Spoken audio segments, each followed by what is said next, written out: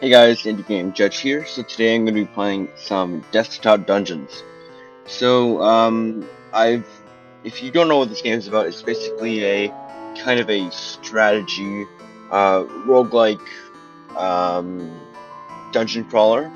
It's pretty difficult to explain, so we're just going to jump right into it. I've already played through all 4 of the tutorials, so I just played for a short amount of time. Just got the basics down, so now why don't we get started with one of the first non-tutorial dungeons. So why don't we start with the Badlands. So we'll start, I've just unlocked the fighter and the wizard so far. So we only have human, and we'll just start off with fighter, just to begin with. Alright, so here we have our dungeon. So we have our character, Cleve Brutus. Human fighter, level 1. This is basically how we start off with every dungeon. So, basically, your goal is to strategically take out all the enemies, so that you gotta manage you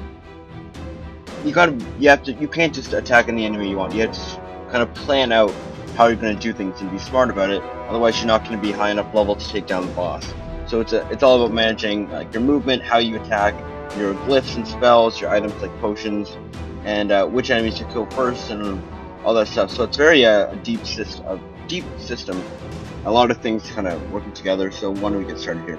Since we got a level 1 monster, we can see on the right here what's kind of going on, how much health they have, what their powers are, how much damage they'll do to us with every hit. So every time we attack them, they're gonna attack us back, unless we're using like a magical spell.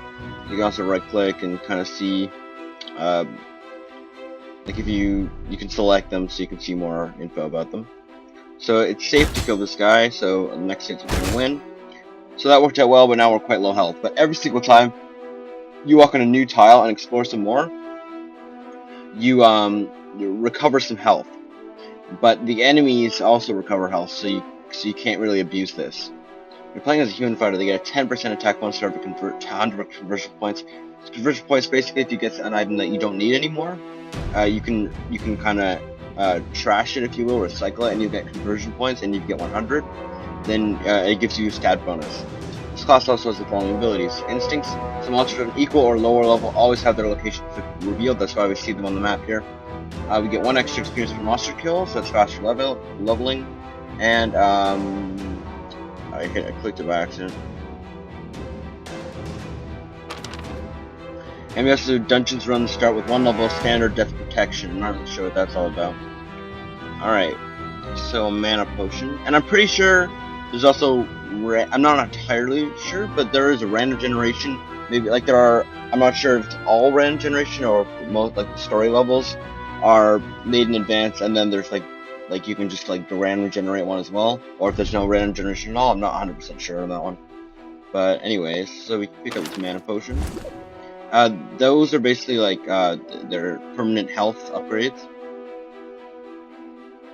So what's this? Want to fight. Summons an existing enemy, adding a slow debuff. Okay. So it makes it slower. It's good. What's this? Biceps. Boost your next melee attack with 30% damage, and it erodes 3% of resistances. So this costs 5 mana, this costs 2 mana. So we're gonna get like totally ready to kill this guy. So let's go after a new man here. So we've leveled up to level 2, so it's probably a good idea to kill this guy now. But sometimes you'll want to try to kill the higher level monsters because they'll give you more XP faster, right?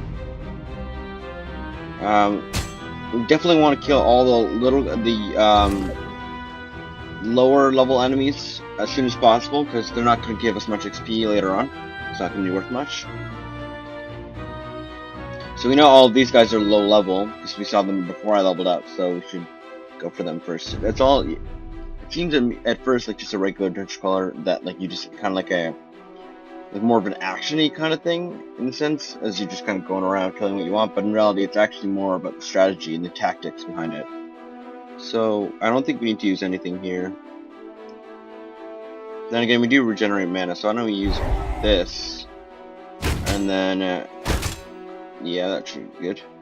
So I want to head down here now, get another potion. So we got our big items here that use up the major item slot. And there's smaller items which only use 1 of 5 of the small item slots. Burn Berries. Burn generates 4 points. So, this is really useful because it's like a magical attack and enemies can't retaliate. So now we really need to kill these guys quickly because they're going to give us basically no XP.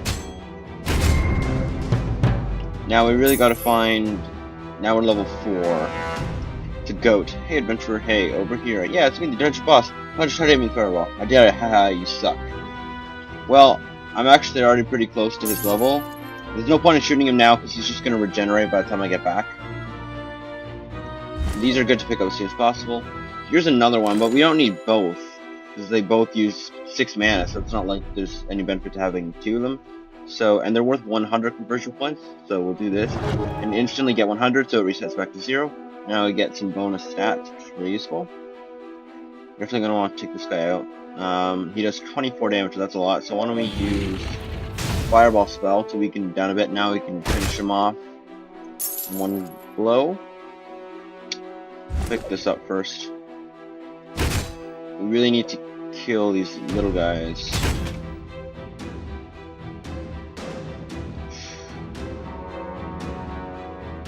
Since I'm at full mana, I think it's okay to use this. Maybe one more time. Alright. Now we've leveled up, so now we want to take on the boss. After we collect some cash. There really isn't all that much use. This is still very easy, early level. It's not very difficult to kill the boss, but another one's usually, and most in the regular standard dungeons, that may or may not be randomly generated, the bosses are actually are level 10, so you really got to plan properly if you're gonna be able to match his level and be able to take him down, but at this point I don't think we need to do that. So, first we'll use this. I don't really understand how this works. I just did it again. Why did I do that? Oh, I guess it can give you like XP. Yeah, so now I'm at 1 health.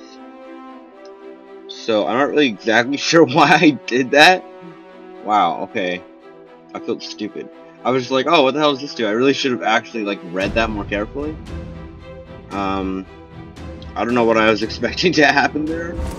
That didn't work out too well. Pick this up. Trash it. That was worth 100 as well. Okay, we'll just get rid of this because it doesn't seem like it's working. Oh crap! I just casted it by accident. So we're gonna recycle both of these.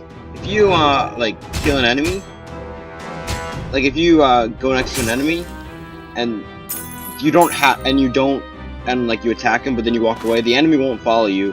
They'll leave you alone. They only ever attack you if you attack them first. So, alright, so now we're fully healed up. When fighting monsters, pay attention to combat indicator. If it says death, you probably shouldn't attack.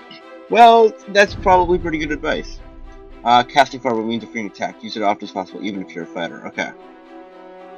So why don't we start off by casting some magic here.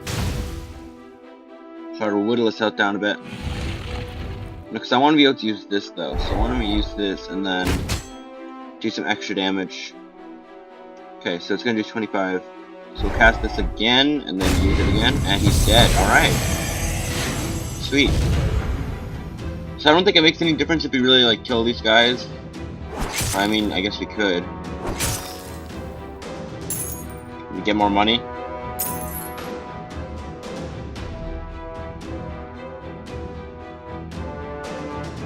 Yeah, I don't think there's any... Well, you can like sell these afterwards, I guess, so... Alright, we got a goat horn. So basically... Okay, here's the victory screen. This is my first time completing a non-tutorial dungeon, so... Alright.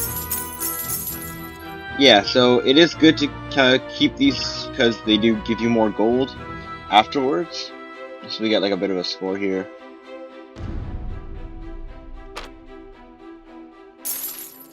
Oh, just turned off full screen. So, and the boss trophy as well, which you sell for gold as well. So, the gold, it's kind of like a little bit like roguelike in a sense that after what you do in the dungeon can actually like help you progress afterwards. Which then you got this kind of town map screen, this kingdom screen, and you can spend that gold to upgrade your stuff and like unlock new classes and get upgrades that affect your future runs as well. So with the money I had before, I got the mage tower to unlock the wizard. And I can't really afford to upgrade now because it's 1,000. But I could get church and get priest, or I could get thief. So why don't I get the thief? Because priest isn't really up my alley in terms of playstyle. I'm more of a magic or melee user. So we got thief. Alright, that's cool. So now I got 3 classes. Alright, that's gonna do it for my first impressions video of Dash Out Dungeons. So I really enjoyed it. It's really kind of up my alley in terms of a unique blend of RPG dungeon crawling, but also this tactical strategy thinking that that both of which I love, and it makes it kind of a perfect mix. Also, it's also a mix of that roguelike genre and the permadeath and the always coming back for more kind of ideal. I'm really loving it so far. If you guys want to see more, leave a like and subscribe. Thank you so much for watching. I actually got a new headset, so my voice may sound a bit different. I'm just giving it a try. Tell me what you think, and if you like better, worse, whatever. And yeah, so thank you so much, and I will see you next time.